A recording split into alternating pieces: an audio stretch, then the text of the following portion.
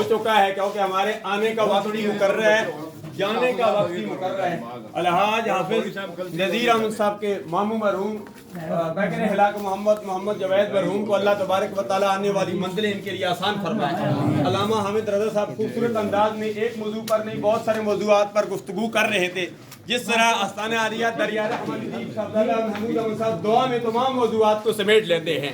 حاضرین و ناظرین، ضرورت اس امر کی ہے کہ ہم اپنی زندگی یاد خدا اور عشق مصطفیٰ کے مطابق زندگی گزاریں، کیونکہ آج ناؤں کے حوالے سے گفتگو ہو رہی تھی اور ناؤں کو سرکار کے ساتھ نسبت ہے، اس لیے ناؤں کا انسا یہ ٹوٹتا نہیں ہے۔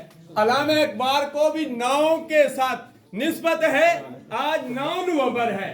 9 کے حوالے سے آستانہ عالیہ دریا رحمت شریف، بار الحق شریف، آستانہ عالیہ ڈھیر شریف، برہان شریف، کنیال شریف، علماء کرام، مشایخ اعظام، الحمدللہ یہاں عظیم مجمع ہے، ٹھاٹے مارتا سمندر ہے، پیچھے تک اللہ سب حضرات جانتے ہیں سوشل میڈیا کا دور ہے، لیکن اس سوشل میڈیا کے دور میں لادینیت پھیلائی جا رہی ہے اور اس چیز کو کہا جا رہا ہے کہ 20 سال کے بعد یہ سارے فتنے ختم ہو جائیں گے، ایک ہی جماعت ہو جائے گی۔